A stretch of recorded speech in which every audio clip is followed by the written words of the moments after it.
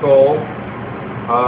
Because it's frozen, it's harder to skin it. There's more work involved. If they were fresh right out of the water, we could just cut right across here, grab that skin with a towel, then rip the skin right off. Because it's been frozen and thawed out, we lose that separation between the skin and the flesh. Alright, on the flatfish, there's always a definite line. Runs from the head to the tail. Both sides, you can see it. Okay? We're going to cut right along that line.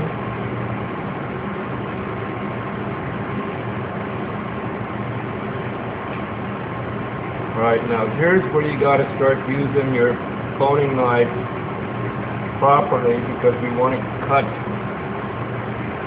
each of the 4 fillets off the skeleton without leaving a lot of meat in the skeleton. And notice how I'm just working with my fingertips.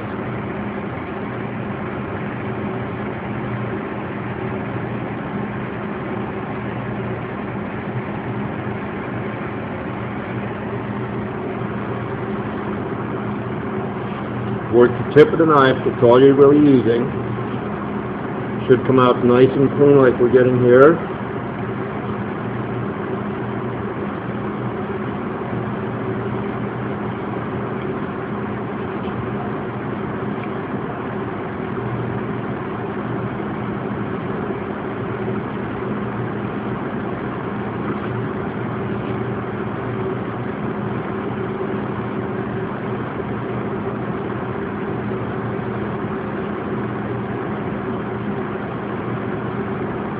Alright, now I've gotten all the way down to here. So I'm just going to take and holding it carefully because it's really fragile. These should actually have been given a longer chance to live.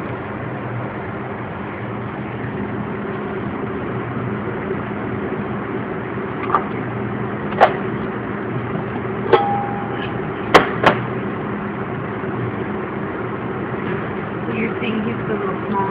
Yeah. One twice his size would have been a good one for us to work with. And we're going to cook with the skin on today? No. Flatfish skin normally is not too edible. Is it the flavor? The texture. It's a very soft, delicate flesh. Alright, now on this side of it, the cavity's right here. So you got to be real careful. Go ahead and cut.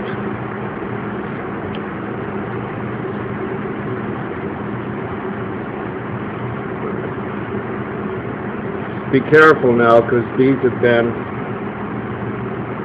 rough handled while they're caught, and a lot of times what happens, they do give off liquids from their internal organs.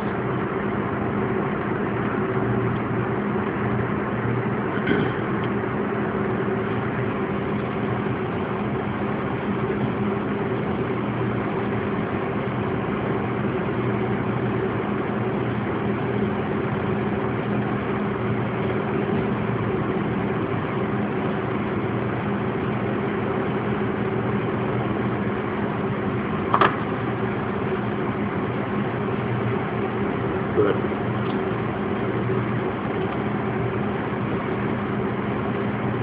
Alright, again, if you can't see the line, you can definitely feel it. It goes right along here.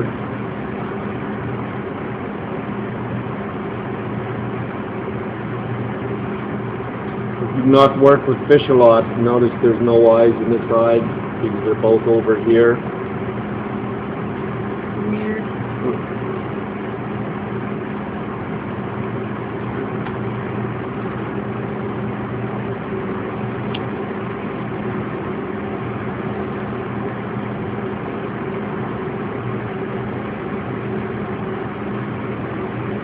But take your time with this. It's not something you need to rush through. You don't want to, because the cost of flatfish, especially sole,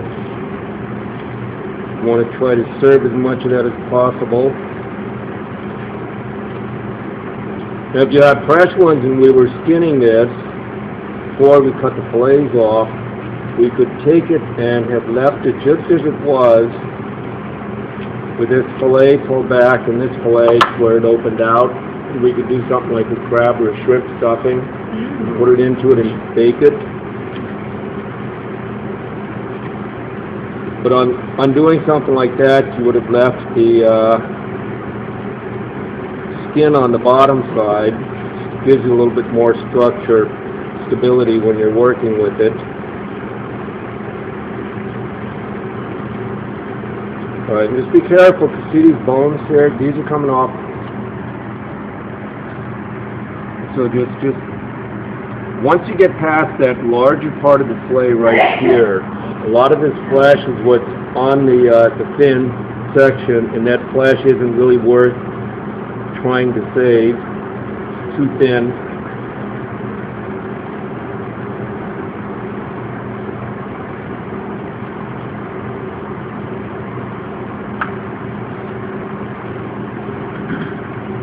I always like to work from the head to the tail.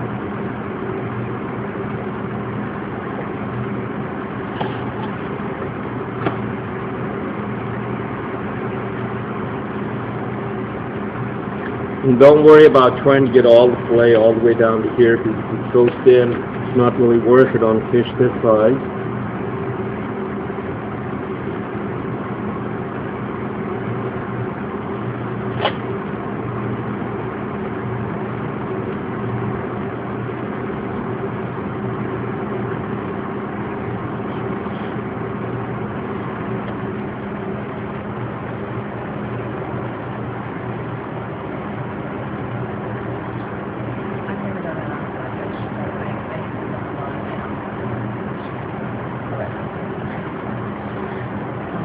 Again, up here I'm not concerned because there's not a lot of flesh over the cavity section. It's as thin as the skin almost right here.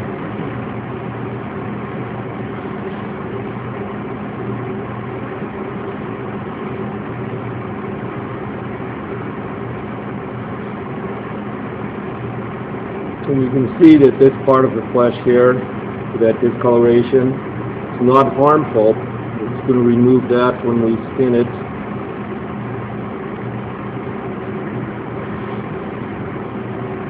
What are we going to do with the bones? We'll save them for stock. We'll take them down and they'll freeze them.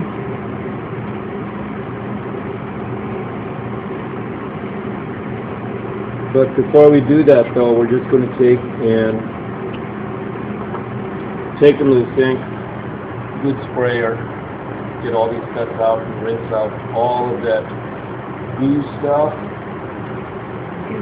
Cheers.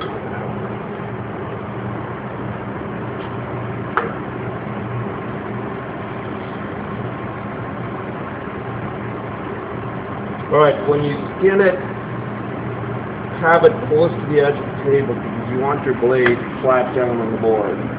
If I'm in here, I can't do it well enough. My fingers are keeping that blade from going all the way down to the board.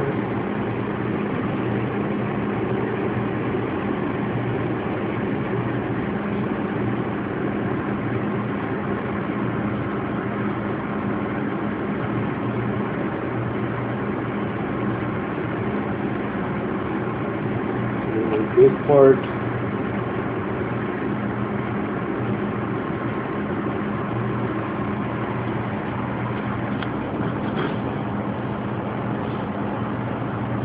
you can see how little meat there is on this fish.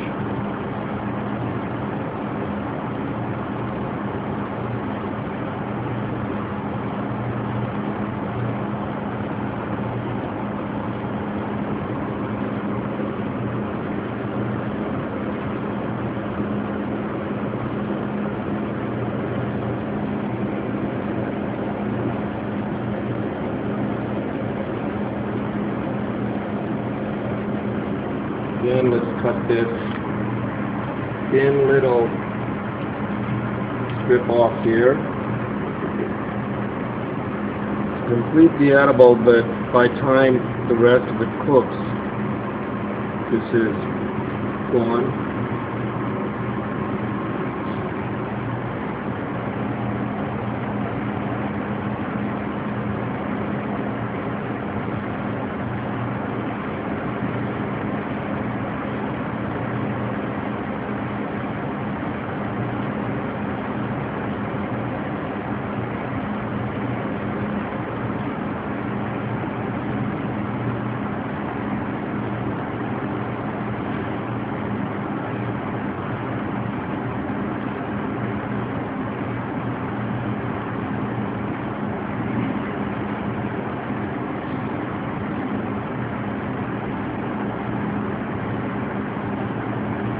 Once you get in about an inch or so, just grab the skin and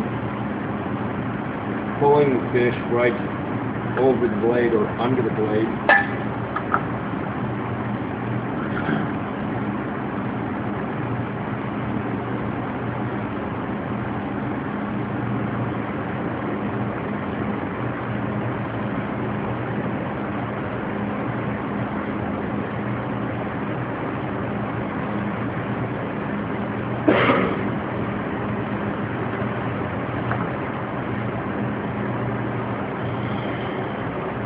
Alright, let's leave that for now. The easiest part coming up next.